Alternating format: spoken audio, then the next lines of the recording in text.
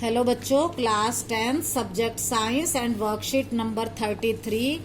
In this now we are going to discuss another topic, reaction of metals with solution of other metal salts.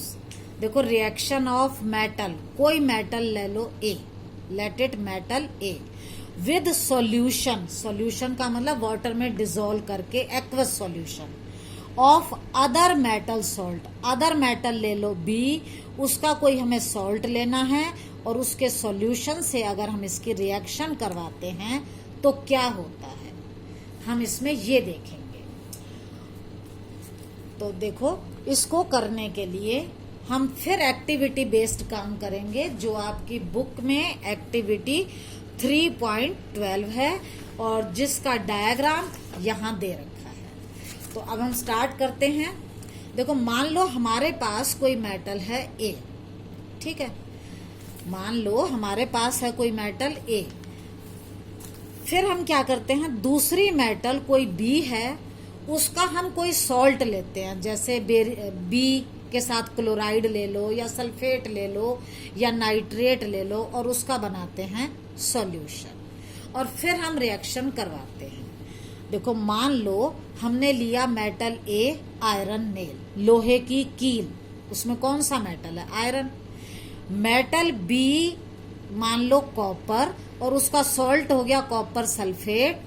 उसको हमने water में dissolve किया aqueous, तो ये बन गया solution of salt of metal B, salt solution of B. वो हमने लिया कॉपर से कॉपर सल्फेट, ठीक है. फिर हमने क्या किया, एक टेस्ट ट्यूब के अंदर कॉपर सल्फेट का एक्वस सॉल्यूशन लिया. इसका कलर होता है ब्लू. फिर हमने इसमें आयरन नेल डाली, मतलब हमने मेटल A लिया आयरन नेल, मेटल B के सॉल्ट का सॉल्यूशन लिया कॉपर सल्फेट, ठीक है. अब हमने क्या किया, दूसरी साइड हमने इसको चेंज करके लिया. हमने चेंज क्या किया, मेटल A तो ले लिया हमने कॉपर, जो यहाँ जिसका हमने सॉल्ट लिया था उसको तो ले लिया हमने मेटल A, और मेटल B में ले लिया ये आयरन का सॉल्ट का सॉल्यूशन, आयरन सल्फेट का एक्वस सॉल्यूशन. हमने दोनों अलग अलग एक्सपेरिमेंट किए. यहाँ पर हमने कॉपर सल्फेट में आयरन की नेल डाली, यहाँ हमने आयरन सल्फेट में कॉपर की वायर डाली. हमने कलर नोट करा, इसका कलर ब्लू है, आयरन सल्फेट ग्रीन है, कॉपर वायर ब्राउन है, आयरन नेल आपको पता ही है शाइनिंग कलर होता है. और हमने इस एक्सपेरिमेंट को 20 मिनट्स के लिए छोड़ दिया. आफ्टर 20 मिनट्स अब हमने दोनों को देखा. What do we observe? We observe that blue colour of copper sulphate fades away. जो ब्लू कलर था वो फेड हो गया, लाइट हो गया. But in this case there is no change, जैसा था वैसा ही रहा. चलो, और क्या ऑब्जर्व किया, यहां वाली जो आयरन नेल थी it gets coated with brown coloured copper. आप ये देख सकते हो, ये आयरन नेल थी जिसके ऊपर ब्राउन कलर का कॉपर कवर आ गया है. इसके अंदर ऐसा कुछ नहीं हुआ, जैसी कॉपर वायर थी वो वैसी ही रही. थर्ड हमने क्या देखा, रिएक्शन हुई यहाँ पर कॉपर सल्फेट में. जब आयरन डाला तो आयरन ने क्या किया, यहाँ से कॉपर को डिस्प्लेस कर दिया, अलग निकाल दिया, कॉपर अलग आ गया और इसकी जगह पर कौन आ गया, Fe. तो रिएक्शन हुई FeSO4 प्लस Cu. आयरन ने यहां से कॉपर को डिस्प्लेस कर दिया और खुद यहां आ गया, तो यहां रिएक्शन हुई. In this case no reaction takes place. इसमें कोई रिएक्शन नहीं हुई. इस साइड वाली में रिएक्शन हुई, कलर फेड हुआ, आयरन पर कॉपर की कवरिंग हुई. कॉपर सल्फेट जो था, आयरन ने यहां से कॉपर को डिस्प्लेस कर दिया और क्या बना दिया, आयरन सल्फेट. तो हमारी ये रिएक्शन थी. अब इस रिएक्शन में ऐसा क्यों हुआ, why does it happen? In this case ये जो आयरन है it is more reactive. Iron is more reactive than copper.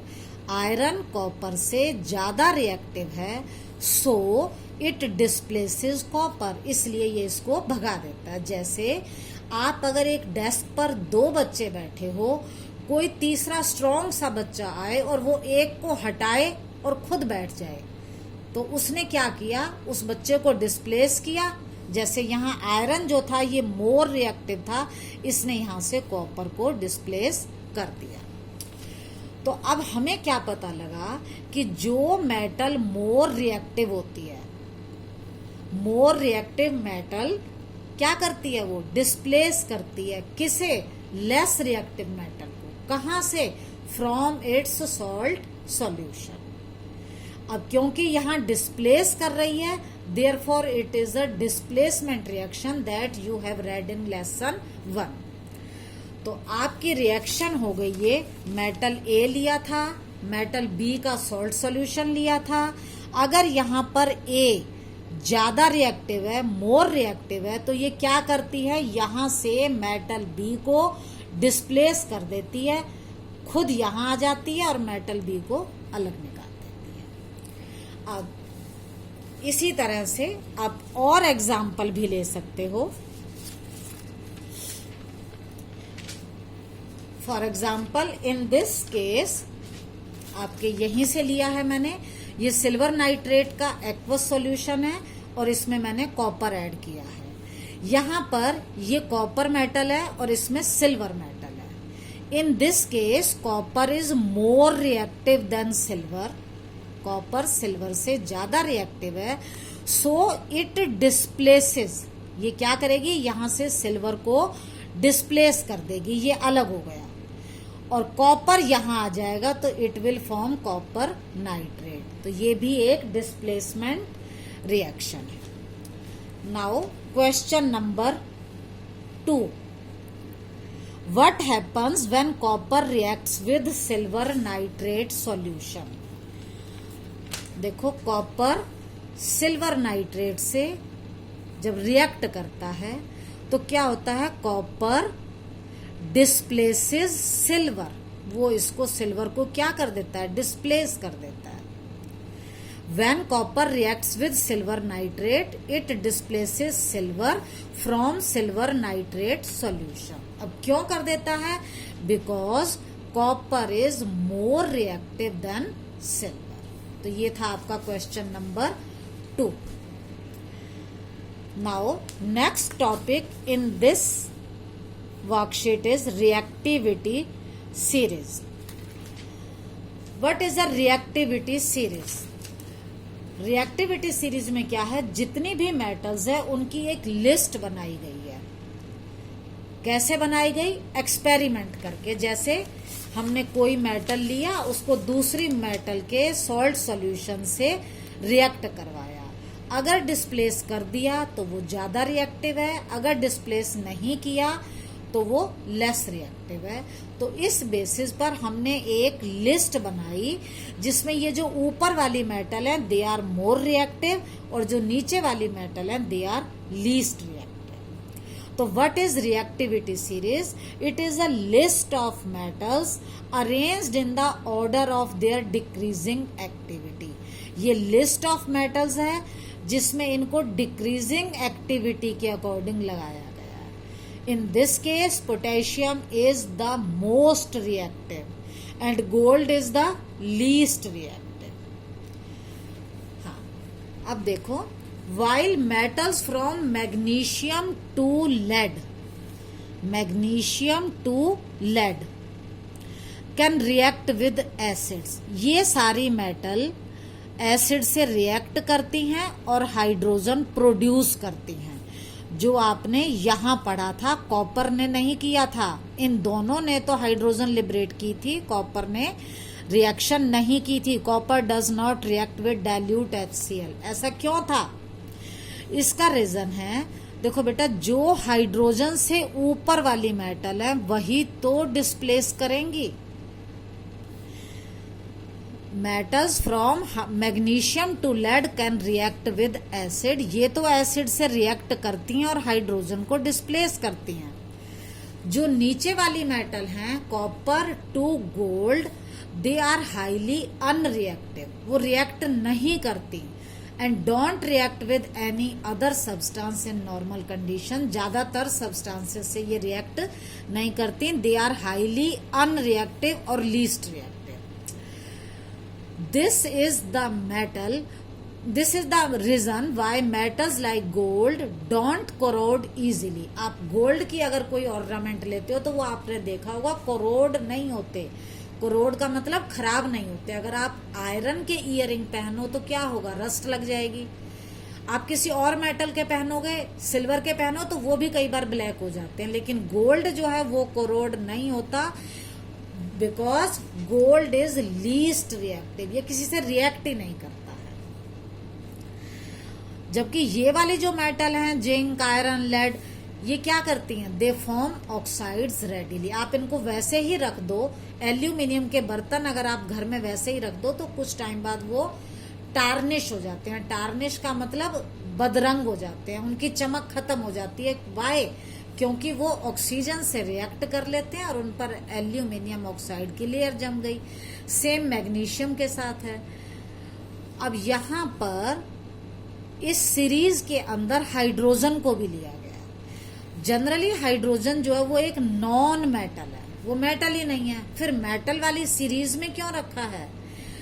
But it has been included in the reactivity series as it helps in the comparison, क्योंकि ये compare करवाती है कि इससे जो ऊपर वाली हैं वो रिएक्टिव हैं, जो नीचे वाली हैं वो लेस रिएक्टिव हैं, इसलिए हमने इसको इस सीरीज में रखा।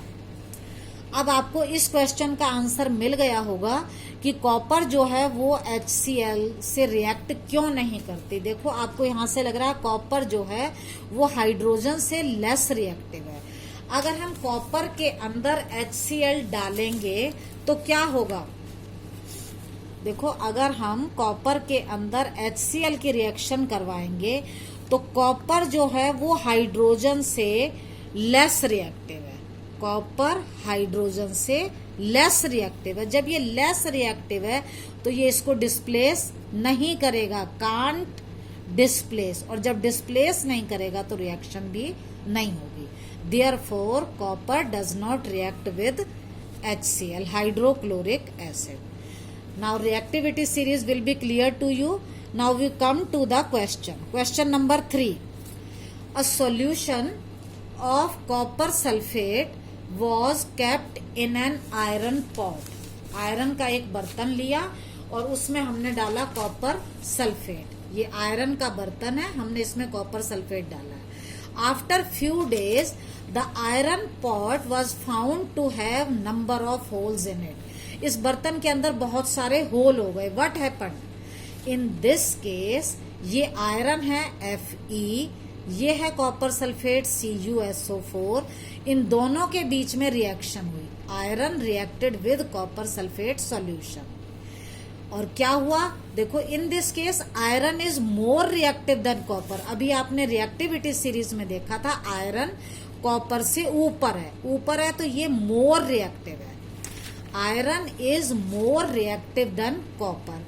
अब मोर रिएक्टिव है तो क्या करेगा? यहां से कॉपर को डिस्प्लेस करेगा, कॉपर को डिस्प्लेस करेगा और क्या बनेगा? Iron sulphate. अब क्योंकि रिएक्शन हुई, therefore there were holes in the vessel, जो भी बर्तन है उसमें होल होंगे। Now we come to the question number 4। देखो ये जो क्वेश्चन नंबर 4 है ये पेपर में बहुत आता है और चेंज होकर आता है, तो आप इसको रट कर नहीं, आपको ये समझ कर करना है। अब इसमें है क्या? देखो इस क्वेश्चन में है,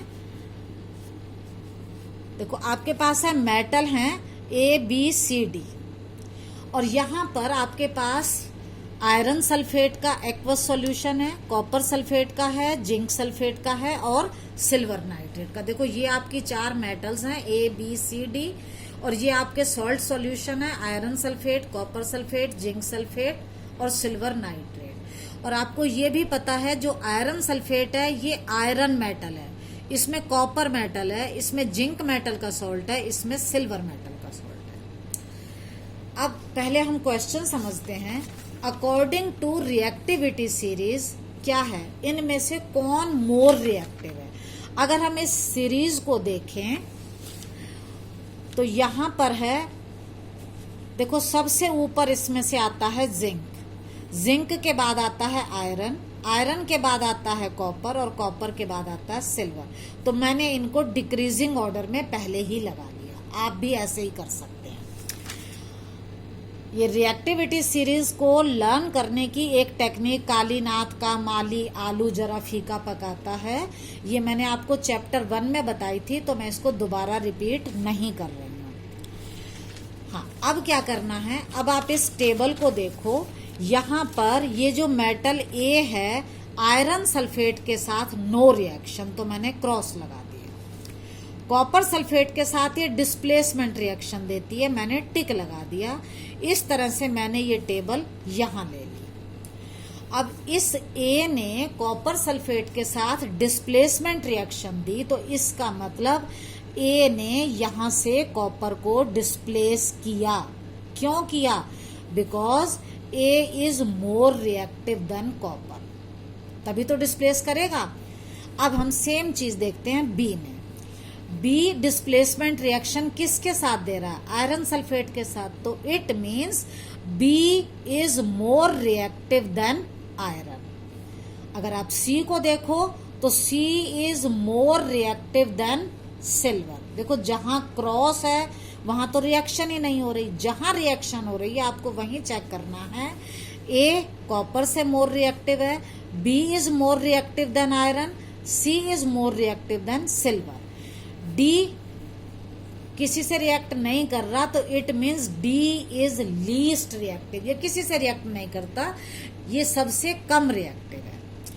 अब आपको ये समझ आ गया है, तो अब हम क्या करते हैं, इन चारों मेटल को यहां सीरीज में लगाते हैं। देखो A is more reactive than copper, मैंने कॉपर से ऊपर ए को रख लिया। B is more reactive than iron, B को आयरन से ऊपर रख लिया। C is more reactive than silver, C को सिल्वर से ऊपर रख लिया। डी इज लीस्ट रिएक्टिव, ये सबसे कम है, तो मैंने इसको सबसे नीचे लगा लिया। तो अब आप क्वेश्चन देखेंगे, which is the most reactive metal, सबसे ज्यादा रिएक्टिव कौन है? बी। तो यहाँ फर्स्ट क्वेश्चन का आंसर आ जाएगा बी। आपको इस टेबल को स्टडी करके ये आंसर देने थे, तो मोस्ट रिएक्टिव मेटल कौन आया? बी। नेक्स्ट है, what would you observe if B is added to a solution of copper sulphate. मतलब बी को अगर कॉपर सल्फेट के साथ रिएक्ट करवाएं तो क्या होगा? पहले आप देखो बी कहाँ पर है, यहाँ पर। दूसरा है कॉपर सल्फेट, तो बी जो है वो कॉपर सल्फेट से ऊपर है, तो इट मीन्स, दोबारा देखो, यहाँ जो बी है इसको हमें रिएक्ट करवाना है कॉपर सल्फेट से। कॉपर सल्फेट ये है और बी इससे ऊपर है, it means B is more reactive than copper sulphate. अगर मोर रिएक्टिव है तो बी क्या करेगा, यहां से कॉपर को डिस्प्लेस करेगा। अब जब डिस्प्लेस करेगा तो ये बन जाएगा BSO4 और कॉपर यहां पर डिस्प्लेस हो गया। नेक्स्ट क्वेश्चन है, arrange the metal A, B, C and D in order of decreasing reactivity. और ये तो हमने पहले ही कर दिया, डिक्रीजिंग रिएक्टिविटी सबसे ज्यादा रिएक्टिव B, फिर A, फिर C और फिर D लीस्ट रिएक्टिव है, तो इंक्रीजिंग ऑर्डर बन जाएगा B is more reactive then A is more reactive than C and C is more reactive than D. Now this question will be clear to you. It's more important. So thank you beta.